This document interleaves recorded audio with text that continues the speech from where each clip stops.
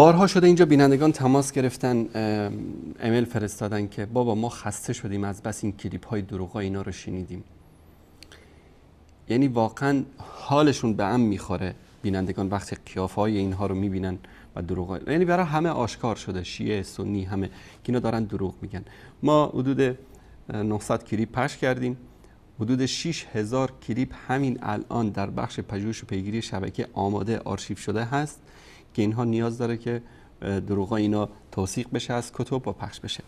من نه تنها اینا به کتب اهل سنت دروغ میبندن، ما به منهاج السنه دروغ بسته، به ابن تیمیه که حالا ناسبی است به قول اینها و دروغ بستن به مخالفینشون رو اینا از جمله فضایل اعمال میدونن. هر کسی که بیشتر دروغ ببنده به مخالفین در دین شیعه بیشتر به الله سبحانه و تعالی نزدیک میشه. من از عموم شیعه صحبت نمی کنم، علمای شیعه این اعتقادشون هست، استوانه های دینی اینها اعتقادشون همین است. حتی خمینی، خویی، کلینی، مجلسی، همه اینا اعتقادشون این است که دروغ بستن به مخالفین جز فضایل اعمال است. قربتا الی الله تهمت میزنن، دروغ میگن، حتی به خودشون هم رحم نمیکنن، حتی به خودشون هم دروغ میبندن. من یک کلیپی دارم اینجا، نمونه ای از دروغ بستن به خودشون، به کتاب‌های خودشون، که من واقعا تشکر میکنم از این بیننده‌ای که این مطلب رو پرسید و سبب شد که ما یک کلیپ دیگری بر آرشیف دروغ‌های قزوینی بیافزاییم. این کلیپ رو با هم ببینیم. و خودم هم چند تا بیننده شیعه از زنگ میزنه. من خلاصه مطلب رو خدمتتون عرض بکنم. از جمله جنایت هایی که امام زمان موهوم و خیالی اینها انجام میده، که طبعا بارها گفتم اینا در مقابل هر مقدسی در دین مبین اسلام مقدس جعلی ساختن، در مقابل قرآنی که ما داریم قرآن 17000 آیتی ساختن که دست امام زمانشون هست، در مقابل پیامبر دیگری ساختن، در مقابل علی دیگری ساختن، در مقابل اهل بیت رسول الله اهل بیت جعلی و ساختگی دیگری ساختن. همه چیز رو اینا در دین تحریف کردن. بیننده زنگ میزنه، میگه خب من تو کتاب ها خوندم که امام زمان که وقتی میاد ابوبکر و عمر رو از قبر زنده میکنه و خلاصه اونا رو اذیت میکنه و شلاق میزنه و میکشه و اعدام میکنه و سری میکشه. این چیزایی که تو کتاباشون هست. خب این مطلب برای یک شیعی که داره تحقیق میکنه، برای یک جوان شیعه که در این عصر علم و تکنولوژی داره زندگی میکنه، خب مسئله عجیبی است که چطور یک انسانی میاد در آخر الزمان، اسمش هم گذاشتن مهدی، به اصطلاح نوه پیامبر هم هست، این میاد مرده هایی رو که مثلا فردا امام زمان ظهور بکنه 1438 سال مثلا از این قضیه گذشته، این میاد مرده ها رو زنده میکنه، بعد اونا رو شلاق میزنه، شکنجه میکنه طبق آیات قرآن. یعنی وقتی که کسی که مرد حساب کتابش به دوش الله سبحانه و تعالی کار خوبی کرده کار بدی کرده، این الله سبحانه و تعالی اونو محاکمه میکنه. ثانیاً اعتقاد ما بر این است که حضرت مهدی رضی الله تعالی عنه وقتی که تشریف میارن، اعتقاد عموم مسلمان ها ما اهل سنت این است که ایشون میان، یقینا میان، پیامبر صلی الله علیه و سلم بشارت دادن در آخر زمان میان، دنیا رو پر از عدل و داد میکنن. ایشون اسوه و الگوی ایشان رسول الله صلی الله علیه و آله و سلم است. پیامبر بزرگوار اسلام وقتی که مردم رو به دین دعوت کردن، وقتی که قلب ها باز شد برای پذیرش دین مبین اسلام، ما می‌بینیم که در طول دوران جهاد رسول الله صلی الله علیه و سلم تعداد کسانی که کشته شدن از 1000 نفر تجاوز نمی‌کردن.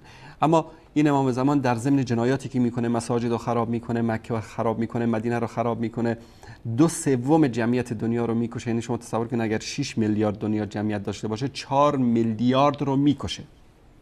تصور بکنید، همه عرب ها رو میکشه، بنی هاشم رو میکشه، قریش رو میکشه و ظلم و شکنجه‌ای که به شکم زنان حامله رو پاره میکنه و یک دروغ هایی بستن به این مهدی، اسمش هم گذاشتن امام زمان. این بیننده خب تعجب کرده، این چیزا رو خونده، حالا تماس گرفته به آقای قزوینی، ببینید که چی میگه. خودم هم چند تا مطلب داشتم خدمتتون که اگه اجازه بفرمایید خدمتتون تمنا میکنم میشنویم. فقط لطف کنم اتاق فرمان صدای استودیو خیلی کمه، ما به سختی صدا رو میشنویم. این صدا رو زیاد کنن که ما صدا رو داشته باشیم. بله بفرمایید، صدا بله، رو میشنویم. یکی دو تا روایت بودش که بیان شده بود تو کتاب‌ها و به خصوص تو کتاب بهارالانوار ظاهرا جلد 53 باشه که خود من این جلد رو ندیدم ولی این رو شنیدم و خوندم تو جاهای مختلف که منابع رو ذکر کردن. یکی این که روایتی است که مشهوره که امام زمان عجل الله تعالی فرجه شریف بعد از ظهورشون خلفای اول و دوم رو حالا از محلی که تو مدفون هستن بیرون میآورند و وقایع بعدی هم که متناوباً به وقوع میپیوند و حالا من به خاطر احترام به آقایان اهل سنت اون رو عرض نمی‌کنم. بله. و خود آقا هم حالا بهتر در جریان این هم هستن. می‌خواستم صحت و سند این روایت رو بدونم. بله. و دوم هم روایتی است که حضرت امام مهدی صادق فرمودن بعد علیه از ظهور. السلام یه لحظه اجازه بفرمایید، حاجی سوال رو متوجه نشدن. خلفای فرمودن حضرت مهدی بعد از ظهور در روایت داریم که خلفا رو از قبر بیرون میارن. بله بفرمایید. و روایت دوم که روایتی است که امام صادق علیه السلام روزی مشغول زیارت قبر پیامبر صلی الله بودن که شخصی اومد و عرض کرد خدمت ایشون که شما با زیارت قبر پیامبر در واقع دارید دو تا خلیفه کنار پیامبر رو هم که مدفون هستن زیارت میکنید. که حضرت فرمودن که نه، هرگز این چنین نیستش و اگر تو مثلا میتونستی قبر این دو خلیفه رو بشکافی میدیدی که قبر بدنهای مطهر سلمان و ابوذر در این دو قبر هستش و این دو نفر رو مثلا ملائکه نقاله به جای دیگری که سرزمین برهوت باشه منتقل کردن. می‌خواستم درباره صحت و سند این دو تا روایت و همچنین اصلا این روایت رو از قول کدام یک از معصومین شما فرمودید؟ از قول امام صادق علیه السلام. امام صادق فرمودید. مدرکش هم بدید. مدرکی هم دارید؟ میدونید کجاست؟ من از توی جایی خوندم که توی کتابی مربوط بود به اسم کتاب کشف الحق نوشته شده بود. حالا نمیدونم که این کتاب اصلا منبع قابلی هستش یا نه. نه خیر، در یک جمله من جلسه گذشته هم گفتم این دو روایتی که حضرت علی عرض کردید هیچ سند ندارد و در کتاب‌های معتبر حتی دست دوم و سوم هم نوشته نشده. بله. خب تقصیر بیننده بیچاره چیه؟ سوال براش پیش اومده، این چیزها رو خونده و اومده زنگ زده که حالا از جناب شیخ مفید زمان حضرت آیت الله دکتر حسینی قزوینی بپرسه. حالا اگر این روایت اهل سنت می بود و ایشون می اومد این دروغ رو میگفت، ما میگفتیم که حالا دیگه ثواب داره به اهل سنت دروغ بستن، اما میاد همینطوری مثل آب خوردن دروغ میگه، انکار میکنه. و من این روایت ها رو خدمت شما عزیزان از کتاب های دست اول خودشون نشون میدم. میگه نه، کتاب های دست اول و دست دوم و دست سوم ما این مسائل نیامده. بر صورت روایت اول دوستان عزیزین رو نشون بدن. این کتاب بهارالانوار هست از دایره المعارف خرافات شیعه که همه میدونید که هر چه خزعبلات هست در این کتاب یافت میشه و این از کتاب‌های دست اول این هاست و خود مجلسی هم از جمله رجالیون شیعه است که کتاب کافی رو که یکی از کتاب‌های بزرگ اینها بعد از قرآن کریم مهمترین کتاب در مذهب شیعه محسوب میشه، این کتاب رو ایشون اومده روایتش تصحیح و تضعیف کرده. پس مجلسی آدم کوچیکی نیست.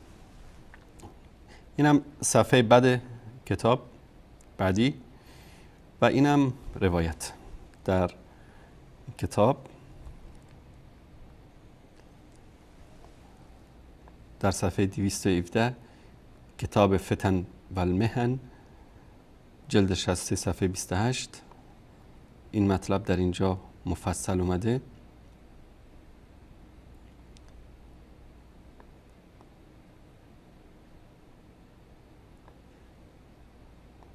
وقتی که امام زمان میاد و دادگاه تشکیل میده، بعد فیؤتیانی هو و صاحبه، ابو بکر و صاحبش یعنی عمر رو میاره، فیضربانی بسیات من النار، با شلاق از آتششون میزنه. لو وقع صوت منها على البحار لفلت من مشرقها الى المغربها، اگر که این یکی از این شلاقا رو به بحر بزنن، به اقیانوس بزنن، از مشرق به مغربش به هم میخوره. ولو وزعت على جبال الدنيا لضابت حتی تثیر رمادا فیضربان بها. میگه اگر به کوها زده بشه، به کوههای دنیا، همه کوها رو خاکستر میکنه. این شلاق امام زمان هست که این دو نفر رو میزنه. حالا شاید بگن که اینجا اسم ذکر نشده، روایت بعدی رو خدمتتون نشون میدم. در جلد 51 کتاب بهار الانوار همین مطلب در اینجا اومده. در صفحه 438 جلد 52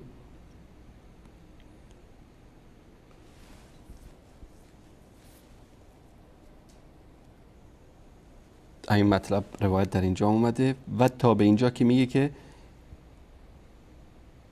که وقتی که امام زمان میاد نه تنها از این جنایت ها انجام میده بلکه اهل مدینه رو چنان قتل عام میکنه که از داخلش از یک طرف شهر که شروع میکنه تا منطقه الاجفر و یصیبهم مجاعة شدیده که یک خشکسالی و گرسنگی شدیدی هم در اینجا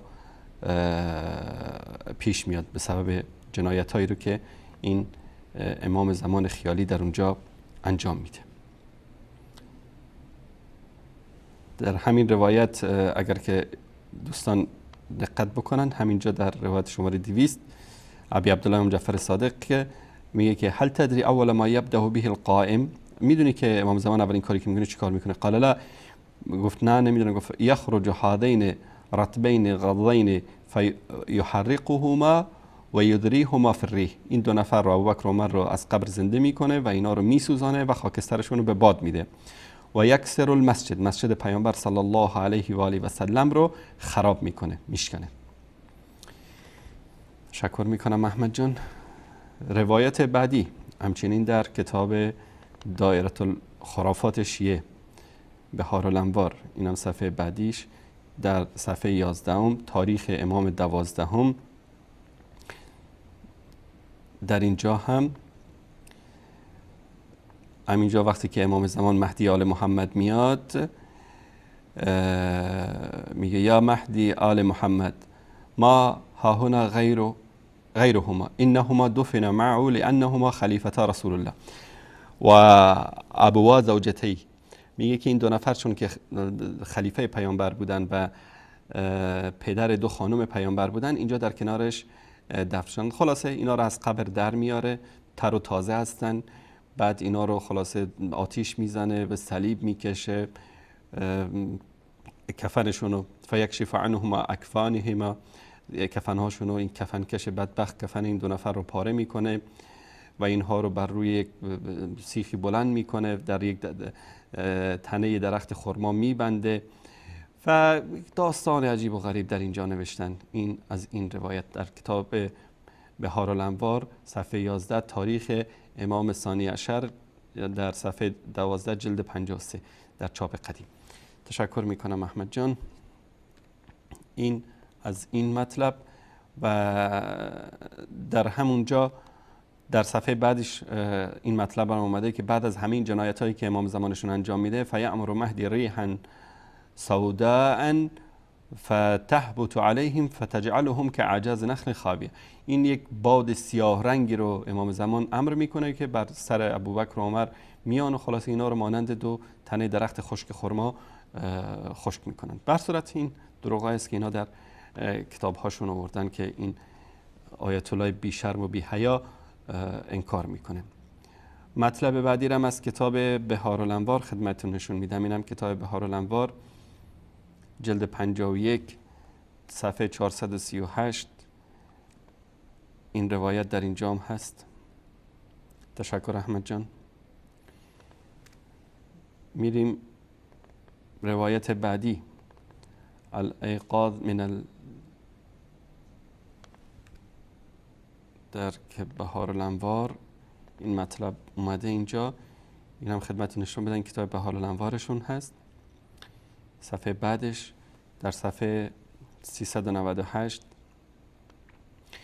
در اینجا هم روایت میکنه از ابو جعفر امام باقر که وقتی که امام زمان میاد ردت الیه الحمیرا، یعنی عایشه صدیقه رضی الله تعالی عنها رو زنده میکنه حتی یجلدوها الحد، تا که بر ایشان حد جاری بکنن و انتقام بگیرن برای دختر محمد فاطمه علیها السلام. و در روایت بعدش میگه که الله تبارک تعالی محمد را رحمت صلی الله علیه و سلم فرستاده و امام زمان را نقمت فرستاده. این روایت بعدی در کتاب المستدرک الوسائل از نوری طبرسیشون است. حالا من نمیدونم که این کتاب به نظر آقای قزوینی کتاب دست چندم است. در صفحه 92 در مستدرک الوسائل میگه که لو قد قام قائم علیه السلام لقد ردت الیه الحمیرا حتی یجلدها الحد. وقتی که امام زمان میاد عایشه صدیقه رضی الله تعالی عنها را از قبر زنده میکنن و ایشون رو حد میزنن. الله المستعان. تشکر میکنم احمد جان. اینها یعنی انقدر بی شرم و بی حیا هستن که حالا شما بگید که در مقابل اهل سنت یک حرفی رو میزنن و انکار میکنن و دروغ میبندن، حتی به یک شیعه محقق، یک جوانی که بهشون تماس گرفته به اونم رحم نمیکنه و با بیشرمی تمام دروغ میگه. در مورد همچنین نبش قبر دو خلیفه رسول الله صلی الله علیه و سلم در جلد 53 همین مطلب نوشته است. کعبه رو خراب میکنه، مدینه رو خراب میکنه، میکشه مردم رو. صفحه 11 همین مطلب هست، این دو نفر رو زنده میکنه. در صفحه 12 ادامه همین دروغا هست و در باب 28 ما یکون عند ظهوره علیه السلام، در اینجام از همین دروغا هست. این کتاب بهار الانوارشون. تشکر میکنم احمد آقا. من همون سه روایت اولی که خوندم بقیه همون روایت هست، به خاطر همین فقط مدرکشون نشون میدم و دوستان میتونن خودشون مراجعه بکنن. اینم کتاب بهار الانوار، اینم صفحه بعدش، اینم صفحه 398 باز همین مطلب هست در اینجا در مورد ام المؤمنین عایشه صدیقه رضی الله تعالی عنها. در تفسیر قمی، تفسیر علی ابن ابراهیم قمی استاد کلینی، یکی از کسانی که بیشترین روایت ها رو از این قمی در کتابش آورده، کلینی،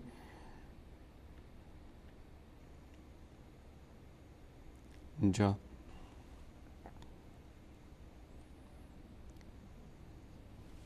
در مورد در یا ویلتا لیتنی لم اتخذ فلانا خلیلا، در اینجا میگه یعنی الثانی، یعنی منظور این آیه ابوبکر و عمر هست. ببینید که چه ترجمه ای کردن. خلاصه در اینجا مطلب رو در اینجا طوری وانمود میکنه که گویا ابوبکر و عمر کافر بودن و در روز قیامت مستحق عذاب هستند. تشکر میکنم.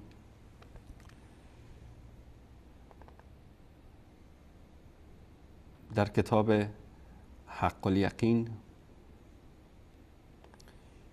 اینم از کتاب های معروف اینها است. احمد جان اگر نشون بدید. مولا باقر مجلسی نوشته. صفحه بعدش در اینجا روایتی هست که من خدمتتون نشون بدم. این کتاب حق الیقین هست، صفحه 221 جلد دومش. میگه از حضرت امام محمد باقر علیه السلام که چون قائم ما ظاهر شود عایشه را زنده کند تا بر او حد بزنند و انتقام فاطمه را از او بکشند. بعد در اینجا میگه و از علامات ظهور حضرت قائمان است که بدن برهنه‌ای در پیش قرص آفتاب ظاهر شود، که اینو قبلا در موردش صحبت کردیم که این حضرت علی رو میگن که با بدن برهنه ظاهر میشه. دیگه من نمیدونم که این گشت ارشاد و خواهران بسیجی در اون موقع چیکار خواهند کرد که حضرت علی بعد از 1400 خورده سال اگه الان ظهور بکنه با بدن برهنه در مقابل قرص آفتاب ظاهر میشه. بعد روایت دیگری دارن که خود امام زمان هم با بدن برهنه ظاهر میشه. نمیدونم که حالا چه حکمتی نهفته است که اینها بدون لباس میخوان در آخر زمان ظاهر بشن. این نمونه ای بود از چیز. نکته دیگر که کتابی رو ذکر کرد این بیننده در مورد مصدر این صحبتاش، گفت که کتاب کشف الحق رو ایشون ذکر کرد و کلا آقای قزوینی اومد و انکار کرد، گفت که نه این چیزا اصلا ابدا وجود نداره و دروغه و فلانه و علانه. من این سرچی کردم و خلاصه شما عزیزانم میتونید سرچ بکنید. احمد جان نشون بده. سلسله تراث المهدی کشف الحق او الاربعون، تالیف العالم الجلیل محمد صادق خاتون آبادی، تولد سال 1207 و وفاتش هم 1272 هجری بوده. ایشون این کتاب رو نوشته و این صفحه دومش هست. مؤسسه دراسات و بحوث امام زمان هم این رو چیز کرده، چاپ کرده و تحقیق هم شده و اینم شناسنامه کتاب. نکته جالبی که در این کتاب هست دوستان اینه که این کتاب زیر نظر کی، حالا ببینید که این کتاب زیر نظر کی چاپ شده. برعایت المرجع الدینی الاعلا، تحت سرپرستی مرجع دینی اعلا سماحت آیت الله العظمی سید علی سیستانی نجف اشرف. حالا من نمیدونم این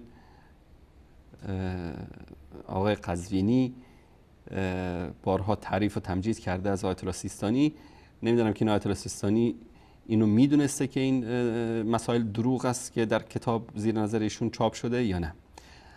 اگر میدونسته که مصیبت است و اگر نمیدونسته که مصیبت هم بدتر است. در صفحه 106 همین کتاب، البته این کتاب خیلی جالبه دوستان، اگر که برن این کتاب رو بخونن واقعا کتاب جالبی است، مطالب خیلی زیبایی که به درد فیلم های کارتونی میخوره، به درد فیلم های هالیوودی میخوره، در این کتاب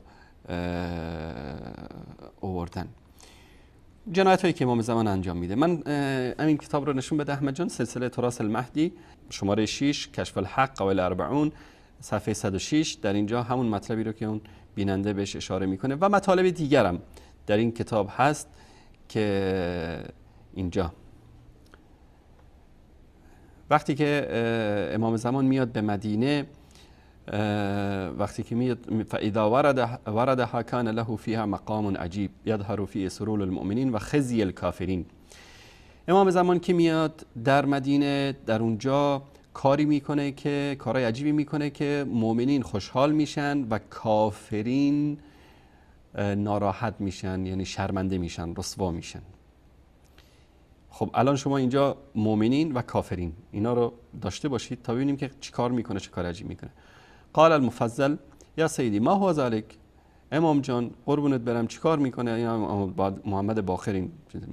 قال يرد الى قبر جده، میره به طرف قبر پدرش. فیقول یا معشر الخلائق هذا قبر جدی رسول الله صلی الله علیه و سلم. فیقولون نعم یا مهدی آل محمد، میگن که بله ای امام مهدی درسته این قبر. فیقول و من معه فی القبر، در قبر با ایشون کیا هستن؟ فیقولون صاحباه و زجیعاه ابوبکر و عمر، دو یارشون، دو صاحبشون ابوبکر و عمر. فیقول و هو اعلم بها، امام زمان میگه در صفحه 107 ادامش است والخلائق كلهم جمیعا یسمعون، همه مردم میشنون، یعنی برنامه لایف داره از کنار قبر پیامبر صلی الله علیه و سلم و این جنایت رو به شکل آنلاین از طریق ماهواره ها، شاید هم از طریق شبکه ولایت برای همه بشریت پخش میکنه و همه میشنن که من ابوبکر و عمر و کیف دفنا من بین خلق مع جد رسول الله صلی الله علیه و آله و سلم و عسى المدفونون غیرهما. اینجا کی دفن شده؟ ابوبکر و عمر. چطور اینجا خلق شدن، دفن شدن از بین همه مخلوقات به همراه جد من، پدر بزرگم رسول الله صلی الله علیه و سلم؟ شاید اینجا کسای دیگه دفن باشن. فیقول الناس یا مهدی آل محمد ما ها هنا غیرهما، اینجا غیر از این دو نفر کسی نیست. انهما دفن معه لانهما خلیفتا رسول الله و ابوا زوجتی، این دو نفر به خاطر اینجا دفن شدن که اینها دو خلیفه پیامبر هستند و پدرزن، اردوتاشون هم پدرزنهای رسول الله صلی الله علیه و سلم. فیقول للخلق بعد ثلاث اخرجوهما من قبرهما، این دو نفر رو از قبرشون در بیارید. فیخرجان غضین طریعین لم یتغیر خلقهما ولم یشحب لونهما فیقول هل فیکم من یعرفهما. اینا خلاصه اینا رو تر و تازه از قبر بیرون میکنن که هیچ رنگشون تغییر نکرده، هیچ به اصطلاح جسدشون تغییر نکرده. فیقولون نعرفهما بصفه، مردم میگن که اون وصفشون رو در کتاب ها خوندیم. خلاصه کسی هست که در اینجا میگه شک بکنه، داستان درازی است در اینجا میاره. بعد این فیکشف عنهما اکفان، بعد کفنهای اینها رو باز میکنه. این کفنکش بدبخت کفنهای اینا رو باز میکنه. و یأمر برفع ما علی دوحة یابسة نخره، اینها رو در درخت، تنه درخت خشک اینا رو نصب میکنه. فیسلیبهما علیها، این دو نفر رو به صلیب میکشه بر روی این تنه درخت. فتحی الشجره، این درخت یهو زنده میشه و تورق برگ، شاخ و برگ میکنه و خلاصه طول و عرضش زیاد میشه و مردم میان میگن ببینید این از ولایت ابوبکر و عمر است که اینطوری شده. خلاصه در اینجا کسایی که به اصطلاح میگن که ابوبکر و عمر چون مسلمان بودن این از ولایتشون بود، این امتحان مهدی است که اینها گرفتار عذاب مهدی میشن و همه از دم تیغ گذرانده میشن و بعد از اون حرفای رد و بدل میشه طولانی بین مهدی و بین اینا. بعد میریم رو صفحه بعد 108. فیأمر المهدی، اینجاست که دیگه مهدی جنایت خودشون نشون میده. البته این مهدی و مهدی رسول الله صلی الله علیه و سلم نیست، این امام زمان عقده‌ای شیعه است که فیأمر المهدی ریحا سودا، یک باد سیاهی رو امر میکنه. فتحب علیهم، این باد بر اینها میوزه. فتجعلهم كاعجاز نخل خاویه، اینا رو مانند تنه‌های خشک درخت خرما میکنه. ثم یأمر بانزالهم، این دوتا رو میاره پایین. فینزلان الیه، ارتاشون پایین. فیحییهما باذن الله تعالی، ارتا رو زنده میکنه. و یأمر الخلائق بالاجتماع، مردم رو همه جمع میکنه. ثم یقص علیهم القصص فعالهما فی کل کور و دبر، بعد همه این کارهایی رو که کردن این دو نفر براشون امر میکنه. بعد از اون چی میگیره؟ قصاص میگیره. قصاص کی رو میگیره؟ قتل حابیل ابن آدم، قصاص کشته شدن حابیل فرزند آدم رو. ببینید حابیل و قابیل کجا، ابوبکر و عمر کجا، مهدی کجا. بعد قصاص میگیره. و کسایی که آتش جمع کرده بودن برای ابراهیم، قصاص اونا رو میگیره. قصاص برادران یوسف که او رو در چاه انداخته بودن اون رو میگیره. قصاص حبس یوسف رو در یونس رو در شکم ماهی میگیره. قتل یحیی رو قصاصش رو میگیره، به صلیب کشیدن. ببینید اگر که مهدی اینها یهودی نباشه، یهودی‌ها اعتقاد دارن که حضرت عیسی رو به صلیب کشیدن. ما مسلمان‌ها اعتقاد داریم که حضرت عیسی رو الله سبحانه و تعالی زنده از بین یهودی‌ها برد به آسمان. حالا چه اتفاقی افتاده؟ عیسی رو الله سبحانه روحش رو گرفته، جسدش رو جای دیگه است، زنده است، در این دنیا مرده، در برزخ است، در اینا از ما پنهان است. آن چیزی که حقیقت است الله در قرآن کریم هم ذکر میکنه که الله سبحانه و تعالی عیسی علیه السلام رو چیکار کرد؟ از بین یهود بالا برد. این حقیقتی است که در قرآن کریم اومده و ما مسلمانان بهش اعتقاد داریم. اما چون مهدی اینها پیرو عبدالله ابن سبع یهودی است و اعتقاد یهودی این است که عیسی را به صلیب کشیدن، اینجا چی میگه؟ و صلب عیسی، و کسایی که عیسی را به صلیب کشیدن هم قصاص اونا را از کی میگیره؟ از ابوبکر و عمر. و عذاب جرجیس و دانیال و سلمان فارسی و آتش زدن خونه علی و فاطمه و حسن و حسین و خلاصه زدن دست صدیقه کبرا فاطمه با شلاق و زدن به شکمش و سقط محسن و سم دادن به حسن و قتل حسین و ذبح اطفال رو، پسرعموهای اینها رو و اسیر گرفتن اهل بیت رسول الله رو، ریختن خون اهل بیت رو و هر خونی که ریخته شده، هر خباثتی، هر زنایی، هر فاحشه‌ای، هر گناهی، هر ظلمی، هر جوری، هر به اصطلاح غشمی یعنی زورگیری از زمان آدم علیه السلام تا وقت قیام امام زمان، همه این قصاص ها رو از کی میگیره؟ کل ذلک بعدده علیهما، اینها رو از اینها قصاصش رو میگیره. الله سبحانه و تعالی میگه ولا تزر وازره وزر اخرى، و این امام زمان یهودی صهیونیست میاد از قصاص همه این کارا رو، حتی این جنایت هایی رو که به اصطلاح ولی فقیه زندیقشون در سوریه و عراق انجام میده، همه اینا رو قصاصش از کی میگیره؟ از ابوبکر و عمر میگیره. خلاصه ثم یسلبهما علی شجره، بعد از اون میاد اینا رو به یک درختی به صلیب میکشه. و یأمر نارا تخرج من الارض فتحرقهما و الشجره. بعد از اون یک آتشی رو امر میکنه که از زمین خارج میشه و این دو نفر رو با اون درخت میسوزانه. ثم یأمر ریحا، بعد از اون یک بادی رو امر میکنه فتنسفهما فی الیم نسفا، بعد از اون این خاکستر اینها رو این باد میبره در یم، یعنی در بحر، چیکار میکنه؟ میپاشه. قال المفضل بیچاره که دیگه ما تو مبهوت مونده بوده، ای امام فدات بشم، ذالک آخر عذاب، این دیگه آخر عذابشون است؟ قال ایهات یا مفضل، نه بابا این کجاست؟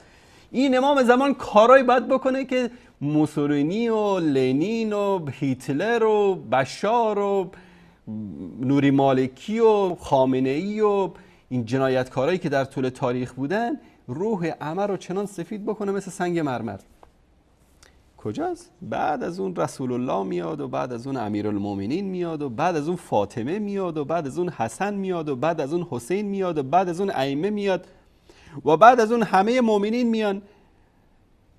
بعد از اون همه اینها از ایشون، از این دو نفر قصاص میگیرن و لیقتلان فی کل یوم و لیله 1000 قتله، یعنی دادگاه تشکیل میشه در یک شبانه روز، ای ابوبکر و عمر زنده میشن، ای اینا رو اعدام میکنن، ای زنده میشن، ای اعدام میکنن.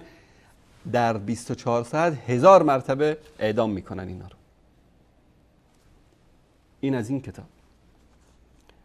همین زندیق قزوینی در تقریبا 10 سال قبل، همون موقعی که این نرم افزار رو نشر کرده بودم، من یک نسخه رو خریده بودم از این نرم افزار به عنوان نرم افزار نمونه سال در ایران جایزه گرفته. دوستان نشون بدن اینو. نرم افزار از اسم شمیم گل نرگس. شمیم گل نرگس. این نرم افزار رو کی زوم بکنید احمد جان تا ببینن؟ مؤسسه تحقیقاتی ولیعصر، مؤسسه همین قزوینی که شبکه ولایت و سایتشون و همه چیشون زیر نظر این مؤسسه. این مؤسسه اومده چیکار کرده؟ این نرم افزار رو نشر کرده. دولت ایران هم به این نرم افزار جایزه بهترین نرم افزار سال رو داده. من یک نمونه از این نرم افزار خدمتتون نشون میدم. آنچه که در مورد جنایات امام زمان گفته میشه در اینجا هست و بیشتر از این چیزی که ذکر شده هست. بعد از ظهور ببینید اینجا آیات و پرسمان و کتابخانه و حکایات بعد از ظهور. بعد از ظهور امام زمان چیکار میکنه؟ کلیک میکنیم روی این چیز. بعد از ظهور میاد و خلاصه میکشه و میبنده و میبره و مطالب زیادی در اینجا ذکر میکنن. من فقط یک مطلب رو خدمت شما عزیزان نشون میدم. به فرزندان ام المؤمنین عایشه صدیقه رضی الله تعالی عنها شلا خوردن زنی که حضرت زهرا را اذیت میکرد. شلا خوردن زنی که حضرت زهرا علیها السلام را اذیت میکرد. در حدیث دیگری پرده از نام زنی برداشته شده که حضرت زهرا علیها السلام را خیلی رنج میداد. آن زن حمیرا در رجعت برگردانده میشود و به دست مبارک حضرت مهدی علیه السلام به مجازات میرسد. همون مدارکی که خودم نشون دادم. بهارالانوار جلد 52 صفحه 314 و جلد 53 صفحه 90. همون مدارکی که لحظات پیش خدمتتون نشون دادم. و همچنین تعلیق هم داده و همچنین کسانی که به اهل بیت عصمت و طهارت علیهم السلام ستم کردن به دنیا برگرداده میشن و انتقام از آنها گرفته میشود. چون امام صادق میفرماید دیگه که قائم و قیام کند همه کسانی که مؤمنان را آزار کردن در زمان حضرت برگردانده و مؤمنان از آنها چیکار میکنن؟ انتقام میگیرن. دلایل الامامه صفحه 247. اینم از خود قزوینی. آیا بعد از این اتمام حجت کسی دیگری باز پیدا میشه که بگه که ما شیعه و سنی با هم فرقی ندارن، ما با هم برادریم؟ ای کسایی که فریب اینها رو خوردید. اذا لقوا الذين آمنوا قالوا آمنا، وقتی که با مؤمنین روبرو شدن ما مثل شماییم، ما مؤمنیم. استغفر الله، کی گفته ما برادریم؟ پشت شما نماز خوندن پشت رسول الله صلی الله علیه و سلم نماز خواندن است. و اذا خلوا الی شیاطینهم قالوا انا معکم انما نحن مستهزئون. وقتی که با شیطان هاشون در حوزه علمیه و در شبکه ولایت و اهل بیت و امام حسین و مرجعیت و کربلا و سامن و این مزخرفاتی که دارن یک جا شدن چی میگن؟ عجب کلاه میذاریم سر اینها، عجب مسخرهشون میکنیم اینا رو. چقدر فریب دادیم اهل سنت مصر و مالزی و آفریقا و افغانستان و پاکستان و تاجیکستان رو. این از حقیقت تشیع صفوی، این از حقیقت مذهب و دینی که ابن سبع یهودی درست کرده.